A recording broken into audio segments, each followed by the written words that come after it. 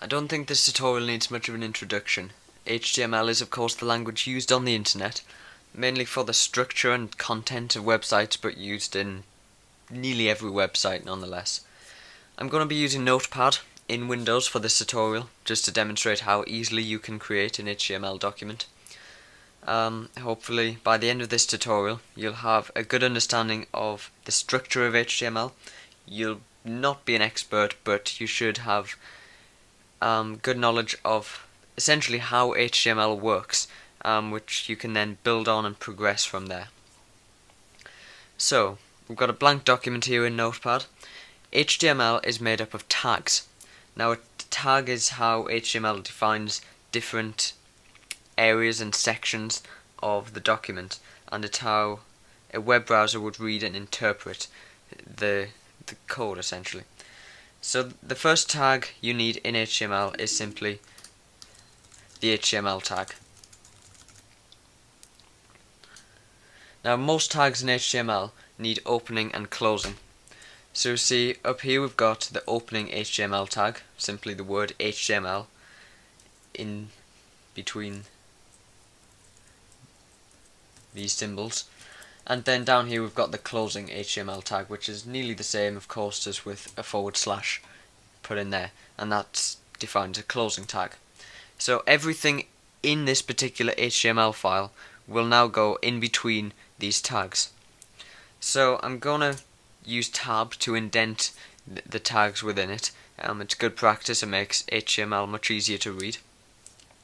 So within the HTML tags we have two sections. We have the head section, so we have an opening and closing head tag, and then the body, which needs an opening and closing body tag. So this is simply the basis and the basic structure of an HTML file. So I'm just going to go through some vital tags and some really basic ones that you need to know to start building websites in HTML. So in the head section, this is where like information about the page would go. In the body section, this is where the actual content which is displayed to the user would go. So we'll start in the head section. All we really need up here for now is the title tag. Now this is the text displayed in a web browser's title bar. So we can just stick in there hello world, for example. So if we were to save this now, we must remember to save it as an HTML file.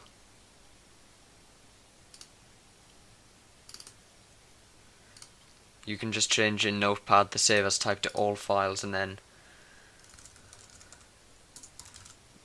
type .html simply as the file extension.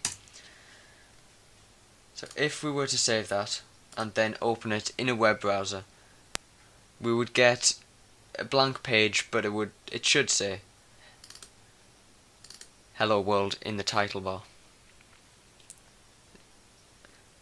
Okay, so we've got a blank page, but it says hello world up here in the title bar. So now we want to add some content to the page. So usually the first thing you would want is a title. HTML has some handy heading tags. We've got H1, which would create the biggest heading. A heading in terms of style simply increases the font size and makes it bold. So that would be opened and closed, just the same as the other tags we've used so far. Then after H1 you have H2, H3, H4, H5 and H6, which get smaller each time. So H6 would be the smallest heading you could have. So H1 would be the main heading, then you'd use H2 as a subheading, for example. So we're just going to use one for now and stick hello world in there. And I'll keep switching to Internet Explorer so you can see the progress we're making. So now we have a heading, hello world.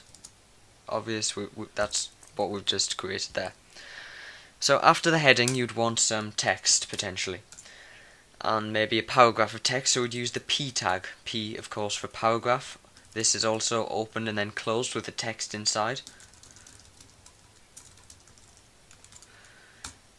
So we could do that, and if we save it, refresh the page, we get a paragraph of text underneath. And because we're using the correct tags, the heading tag and the paragraph tag, and the H1 and the P, the web browser and HTML automatically sets the line spacing, the indents, everything as we would expect to see it.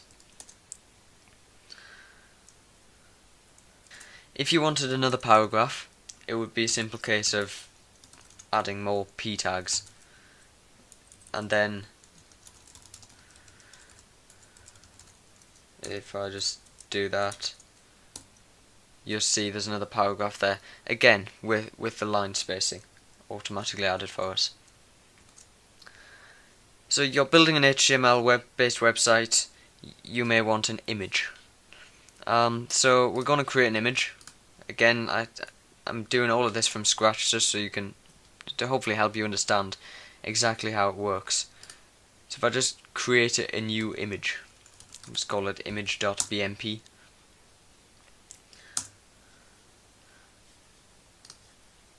Of course it's just an empty file at the moment. So we can just create an image. Of course it doesn't really matter what's in it, because it's the HTML we're working with here. So we've got an image. We're now going to look at the tag we need to put the image into the web page. So this uses the Img tag. But of course an Img tag alone wouldn't get us much of an image. The way this one works is we set properties within the tag itself. So we set the path to the image file. And we use src for this, and then it's equals and open and close quotes. And within the quotes we put the path. So I can just use a relative path. I'm not going to go too much into how relative and absolute paths work, but essentially relative path I can simply type img.bmp, and since it's in the same folder as this HTML file, it will work. I could of course go through the full thing by typing like c:\documents or whatever it is in your version of Windows, etc. But there's no need since they're in the same folder. If it was in kind of an image folder, it would be images/images.bmp. If it was in a folder one level up, you use .. to go up a level. This is when using relative file paths, which is usually much easier. So also in the image tag you can set things like width. You would do it in the same way. You could do it in pixels, you can do it in %. If you don't put those properties in, then it just displays the original size of the image. So the image tag doesn't actually have a closing tag, because if you think about it, we define everything about the image within the tag itself. So if we opened and closed the tag, there's nothing to go inside. So what we do, we can't just leave it like that. So it's a self-closing tag. We just put a / at the end of the tag before, like, essentially closing the opening tag, and that makes it open and close all at once.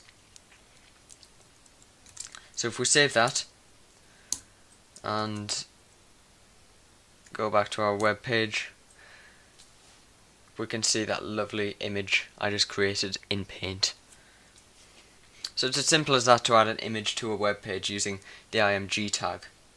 So I'm going to quickly go over a couple more tags that you would use on a regular basis. If, for example, we had another sentence in this paragraph. This is my first web page. I hope you like it. Just so you can see what that looks like, as you'd expect. This is my first web page. I hope you like it. But what if we wanted that second sentence on the next line? Yes, we could use another paragraph tag and put it in a new paragraph, but that's not just the next line, that's a couple of lines down. If we want to do that, we use the break tag for just a line break, and that's simply BR. Now again, there's nothing that could go inside of a break, so this is another self-closing tag. Now you could just do it like that, that would work in HTML, but that's probably a better way to do it. So if we save that and have a look at the results, you can see it just goes on to the next line without leaving any spaces. So the final tag I'm going to show you in this tutorial, probably not one you'd use loads, the HR tag. Now this creates a horizontal line across the page. So again, there's nothing that could go inside a horizontal line, so it self-closes. It's as simple as that. It'll sort out the spacing for us, hopefully. And we see we get a grey line across, so you could use that to separate different sections of a web page. So we've created a basic HTML page. Just to recap, we've got the HTML tags, which everything else goes in, and then inside the HTML tag we've got the head and the body tags. Inside the head tag we put the title tag, which is what displays in the title bar of a web browser, and inside the body tag we have the heading, the paragraph, the horizontal line in this case, another paragraph, and an image. Not a fantastic web page, but that is the basic structure of HTML. This is the kind of thing you need to know to start building advanced websites, so hopefully you now understand how tags work. You open them and close them. Various tags self-close or don't need to be closed because they have no end tag. Of course, this web page is not on the internet, it's just on my hard drive, or in your case on your hard drive. No one else will be able to see it. To get it online you'd have to find a web host and upload it. There are free ones out there, but again I'm not going to cover any more than basic HTML in this tutorial. So good luck in creating your first web page, and I hope you can then progress to build a full website. Thanks for watching.